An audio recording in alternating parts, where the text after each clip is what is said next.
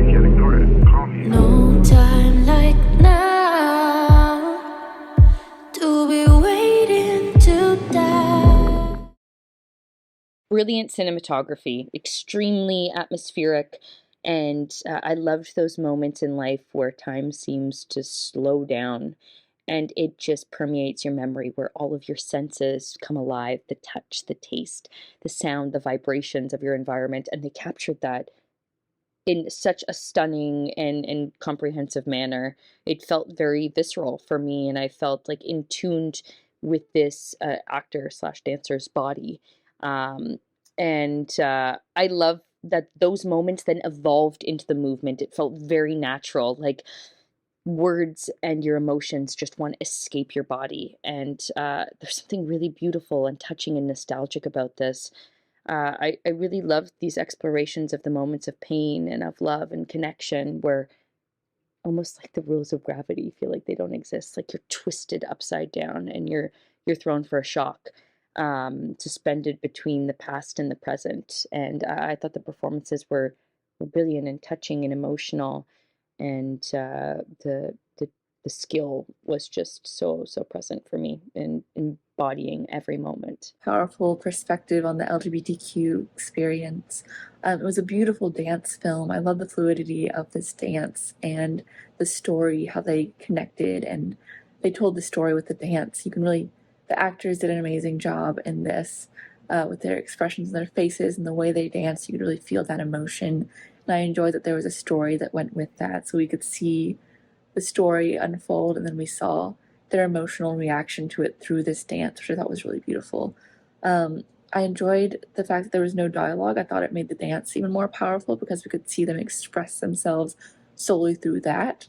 And I also really enjoyed the music. I thought that was really beautiful and definitely added to this film. Heartbreaking and beautiful and haunting, and I thought it was really, really lovely. I loved the use of voicemails and voice notes. I loved the use of that, kind of setting the scene, setting the situation without flat out coming and saying it, but also while you're setting this scene, you're giving an insight to someone's emotions. You're giving an insight into how much somebody truly cares, and you can hear the desperation for connection, and you can hear the desire and the attachment in the voice memos themselves. And I think that that is such a beautiful way to introduce people to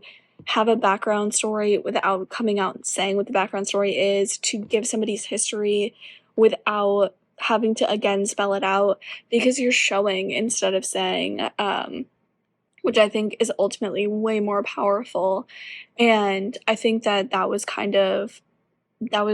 tone was set at the very beginning, and it was just carried throughout the entire thing. It's had a really good blend of a sort of music video vibe, a dance performance vibe, and a narrative short film vibe, and I thought it worked well because the cinematography was quite consistent in terms of framing the characters and building momentum for the performance and the emotional moments throughout the narrative. I thought there was a good range of emotions within the piece. They were very quiet, darker moments, like in the hospital. There was a more kinetic energy in the middle when the performances were ramping up, and I thought that the piece was able to sort of ride an energy wave and a sort of a spiritual feel that I thought was quite consistent regardless of the emotional tenor of the piece. So I ended up thinking it was well done and had a really great blend between the music and the performance that created a sense of cohesion that I thought worked, at least for me. There's so many